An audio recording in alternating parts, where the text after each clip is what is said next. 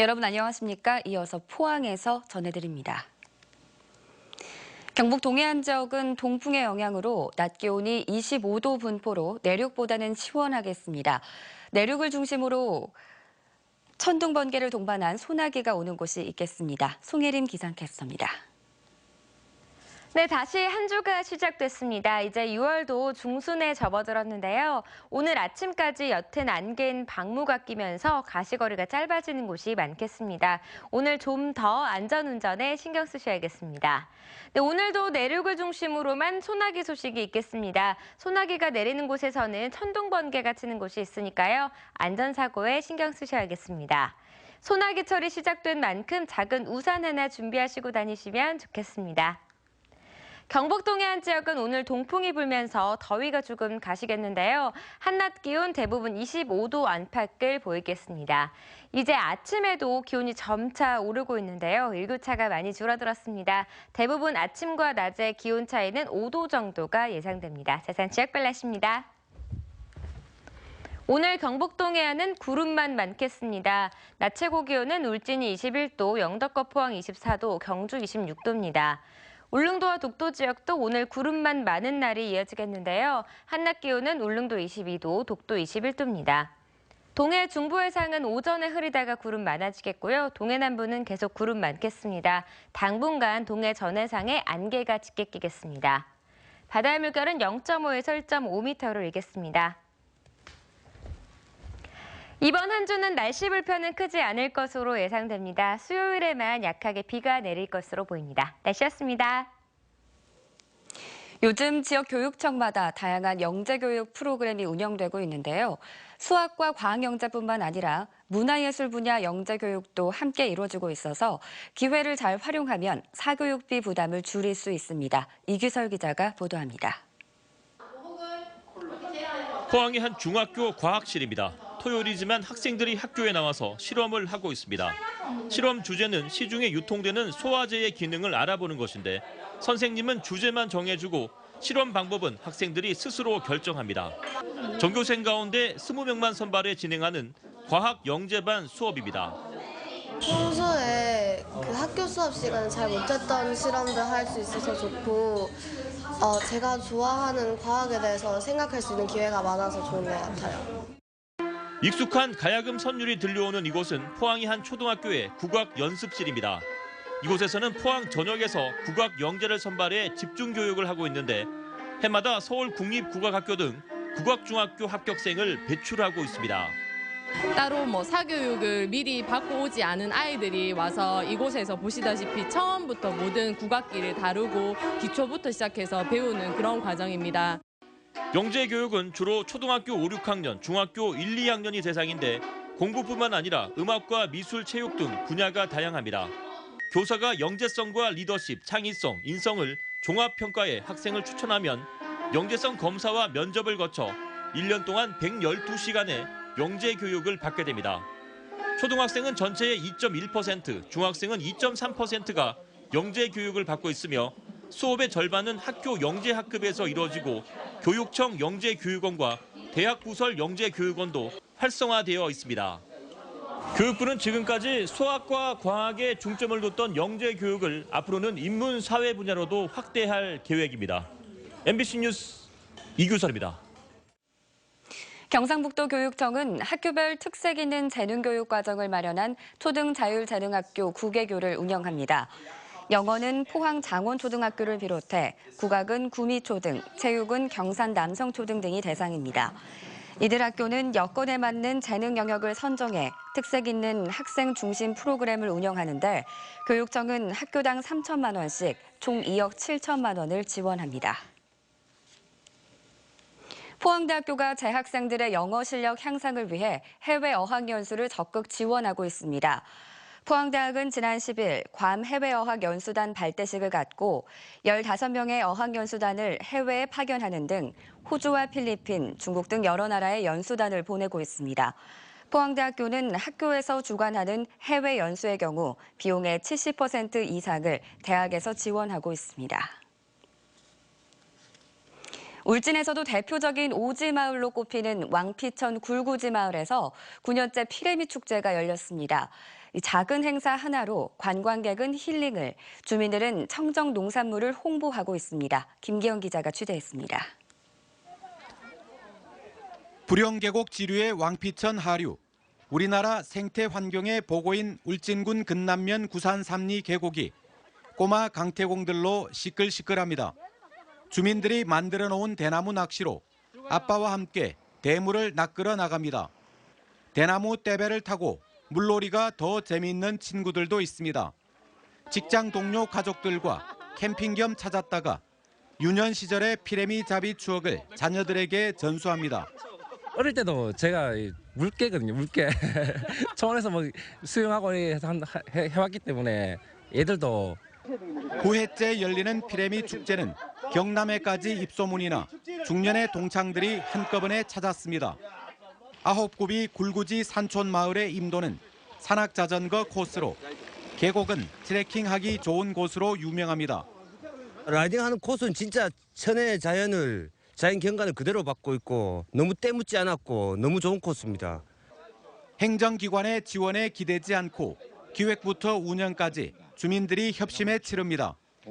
이게 뭐 우리가 장사로 하는 게 아니고 자연을 한번 좀 벗삼아서 한 번쯤은 힐링을 하고 그다음에 돌아가면 다시 활력 있는 월요일이 되지 않겠나 싶어가서. 봄에는 산나물, 가을에는 송이, 겨울에는 썰매, 사계절 넉넉한 시골 인심이 넘치는 데는 많은 예산이 필요치 않는 작은 축제 하나로 충분합니다. MBC 뉴스 김기영입니다. 경상북도는 최근 영덕 삼척 해역에 저수온 현상이 간간히 발생함에 따라 냉수대 피해 예방에 적극 나서기로 했습니다. 경상북도는 동해안 연안 수온을 매일 측정해 어민 1,300여 명에게 문자 메시지로 보내고 어민들에게 양식수산물 재해보험에 적극 가입할 것을 당부했습니다. 동해안에는 지난 4월에는 이틀간 냉수대가 발생했고 5월에도 하루 동안 주의보가 발령됐으며 현재 수온은 17에서 19도 분포로 평년보다 3, 4도 낮게 형성되고 있습니다.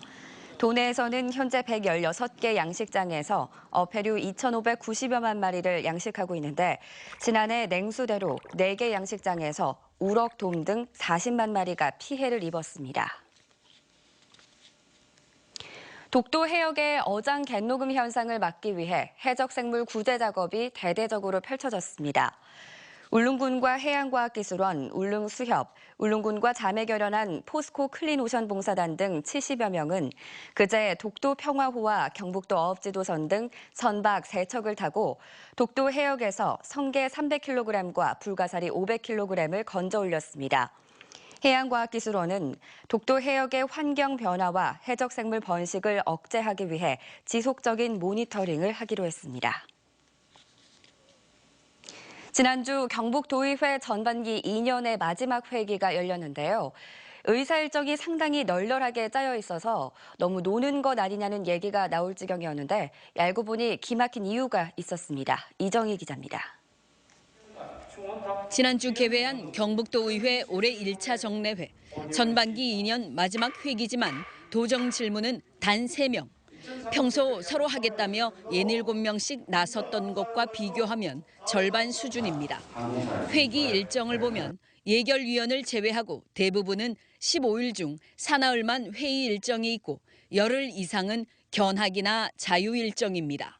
전반기가 마무리되는 시점이 되다 보니까 관심을 받기 힘들으니까 새로운 어떤 걸 이야기하기에는 곧 해산될 텐데 그냥 그런 걸. 전반기 마지막 회기를 정리한다는 의미가 있다고는 하지만 사실은 숨겨진 더 큰 이유가 있습니다. 다음 달 시작되는 후반기 의회의 의장단 선거를 앞두고 열리는 마지막 회기여서 선거운동을 할 수 있는 절호의 시간이기 때문입니다. 제일 중요한 시기죠. 다른 어떤 현안보다도. 회기 중에는 의회에 등원을 하니까 많은 의원들을 만날 수 있으니 위원회마다 이렇게 연찬회라든지 일일이 찾아와서. 후반기 의장 선거에는 장대진 현 의장을 비롯해 김은규, 박성만, 한혜련 등 사선 의원 4명이 뛰고 있고 부의장, 상임위원장 등 나머지 자리까지 합치면 후보로만 20명 가까이 뛰고 있습니다. 특히 2년 뒤 지방선거에 출마할 의원들이 전초전 성격으로 임하고 있어 경쟁은 더욱 치열합니다. 특히 의장 관례상 의원직을 다시 하지 않기 때문에 단체장이나 국회의원으로 가야 되는데 부의장들은 또 다음 지방선거에 출마할 사람도 있고. 하지만 정례회 기간 동안 정작 본연의 활동은 뒷전으로 밀어놓고 의장단 선거에만 몰고라는 주객이 전도된 의회의 모습에 비난의 목소리가 적지 않습니다. MBC 뉴스 이정희입니다. 정부가 철강업종에 대해 강력한 구조조정 의지를 보여 업계의 관심이 커지고 있습니다. 주형환 산업통상자원부 장관은 최근 철의 날 기념식에서 그동안 철강업계의 자체 구조조정은 단기적인 처방에 불과하다며 비핵심 부문을 정리하고 핵심 영역 위주로 사업 구조를 재편해야 한다고 밝혔습니다. 특히 다음 달 한국철강협회에 관련 보고서 용역 결과가 나오면 철강업계 구조조정이 본격화될 것으로 전망됩니다. 화재 발생 시 신속한 대응을 위해 주택단지 내 소방차 통행이 의무화됩니다. 국토교통부는 소방차 통행 계획이 없이 단지 입구에 차단기가 설치된 주택단지에 소방차 통행을 의무화하는 주택건설 기준 등에 관한 규정 개정안을 마련해 사실상 이번 주부터 시행한다고 밝혔습니다. 또 세대당 85제곱미터, 300세대 미만 도시형 생활주택을 건설할 경우 소방차 접근이 가능하도록 건설 기준을 강화했다고 덧붙였습니다. 경주시의회 행정사무감사가 계속되고 있습니다. 경주시의 새마을 관련 사업비가 다른 용도로 전용된 것으로 드러났고 팀장급 공무원의 비율이 과도하게 높다는 지적도 제기됐습니다. 김형일 기자가 보도합니다. 장동호 의원은 경주시 공무원들 가운데 팀장급의 비율이 평균 38.4%로 과도하게 높다고 지적했습니다. 더구나 직렬별 편차도 매우 커서 화공직과 의료기술직 등은 팀장 비율이 높고 사회복지나 세무, 전산직은 평균보다 낮게 나타났습니다. 해양수산, 농업, 보건 몇몇 직렬에는 이 팀장급 이상 구성 비율이 평균치보다 과다하게 높게 나타나요. 경주시는 앞으로 조직 진단을 통해 팀장급의 편차를 최대한 줄이겠다고 답변했습니다. 그 조직 전체의 업무 비중이라든가 업무 양이라든가 이런 것을 전부 진단을 지금 현재 해서 적극 반영토록 그렇게 하겠습니다. 경주시의 새마을 관련 사업비가 목적과는 달리 엉뚱하게 사용됐다는 지적도 제기됐습니다. 새마을 가꾸기 사업비로 장바구니를 구입해 주민들에게 나눠줬고 새마을 문고 사업비는 천연 염색이나 네일 아트와 같은 전혀 관련 없는 곳에 전용됐습니다. 갈맞이 대청소, 네일 아트 재료비, 그다음에 환경 정화 식비 이렇게 돼 있습니다. 이게 새마을 문고 사업입니까? 경주시가 하반기 시행할 예정인 공무원 성과급제도 논란이 됐습니다. 공무원들을 ABC 등급으로 평가해 최대 200만 원까지 성과급을 차등 지급할 계획인데 객관적이고 투명한 평가 기준이 선행돼야 한다는 지적이 제기됐습니다. 기준이 애매하다 이거죠. 우리 실제 공무원들이 어떻게 실적을 해서 어떻게 그 차등 지급을 하냐 그걸 이제 많이 염려를 하는데 이 밖에 의원들은 경주시가 오는 2020년까지 인구 30만을 목표로 설정했지만 구체적인 실행 방안을 내놓지 못하고 있다며 인구 증가를 위해 행정력을 집중해야 한다고 지적했습니다. MBC 뉴스 김향일입니다. 경주시는 오스트리아 바트이슐에서 열리는 제15차 역사도시연맹 세계총회에 참가해 내년 10월 경주에서 개최되는 세계유산도시기구 총회를 홍보했습니다. 경주시 홍보단장인 이상욱 부시장은 디지털 헤리티지와 스마트한 역사도시 경주라는 주제 발표를 통해 문화유산을 기반으로 한 스마트 산업화의 청사진을 제시했습니다. 또 행사 참가국 대표들을 대상으로 내년 세계유산도시 기구 세계총회 개최지인 경주의 하이코와 숙박시설, 유적지 등에 대해 다양한 홍보 활동을 펼쳤습니다. 산림청은 본격적인 피서철을 앞두고 이달 말까지 지자체와 합동으로 자연휴양림과 생태문화체험단지 등 전국 178개 산림휴양복지시설을 대상으로 안전과 위생 단속에 나섭니다. 이번 단속은 산사태와 낙석 위험 등 안전사고 부문과 숙박시설의 청결 상태와 수질 검사 현황 등 위생 부문으로 나눠 진행되며 적발된 곳은 시정명령과 함께 행정처분을 받게 됩니다. 지난 4월 큰 지진이 발생한 일본 구마모토에서 제일 먼저 복원된 것이 이 구마모토 성이라고 합니다. 사적이라고는 하지만 이렇게까지 중요시하는 이유가 뭔지 우리의 사례와 비교해 보겠습니다. 김철우 기자입니다. 4월 14일부터 시작된 지진은 사흘 동안 이어졌고 최대 7.3 규모의 강진에 집과 도로가 무너지고 부서졌습니다.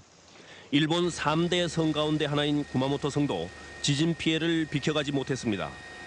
무너진 성벽과 돌담 복구에만 3,700억 원이라는 엄청난 비용이 드는데도 구마모토시는 구마모토 성 복원을 최우선 순위에 두고 있습니다.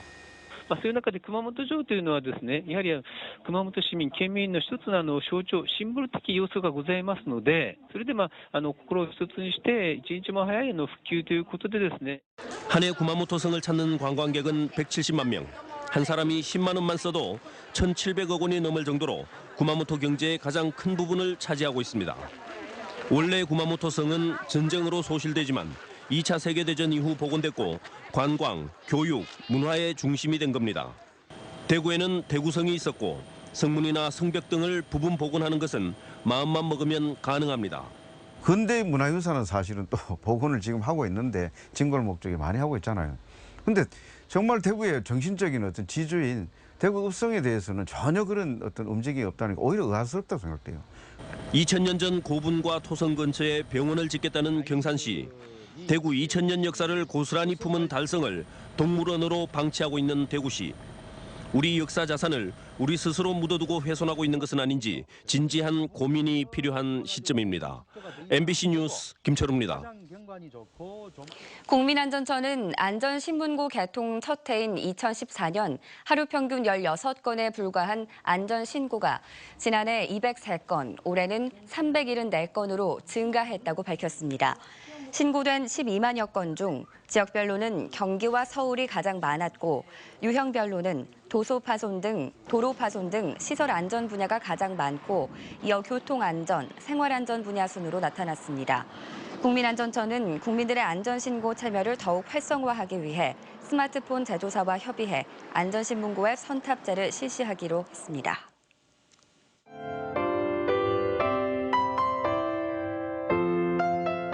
네, 다시 한 주가 시작됐습니다. 이제 6월도 중순에 접어들었는데요. 오늘 아침까지 옅은 안개인 방무가 끼면서 가시거리가 짧아지는 곳이 많겠습니다.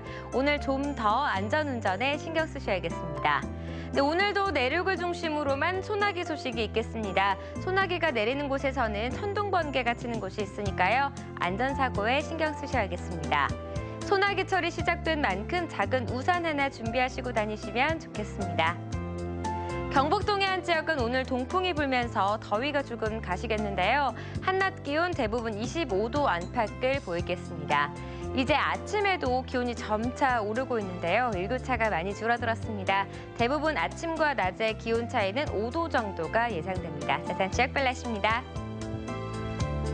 오늘 경북 동해안은 구름만 많겠습니다. 낮 최고 기온은 울진이 21도, 영덕과 포항 24도, 경주 26도입니다. 울릉도와 독도 지역도 오늘 구름만 많은 날이 이어지겠는데요. 한낮 기온은 울릉도 22도, 독도 21도입니다. 동해 중부 해상은 오전에 흐리다가 구름 많아지겠고요. 동해 남부는 계속 구름 많겠습니다. 당분간 동해 전해상에 안개가 짙게 끼겠습니다. 바다의 물결은 0.5에서 1.5m로 일겠습니다. 이번 한 주는 날씨 불편은 크지 않을 것으로 예상됩니다. 수요일에만 약하게 비가 내릴 것으로 보입니다. 날씨였습니다. 이상으로 포항 MBC 뉴스데이를 마칩니다. 여러분 고맙습니다.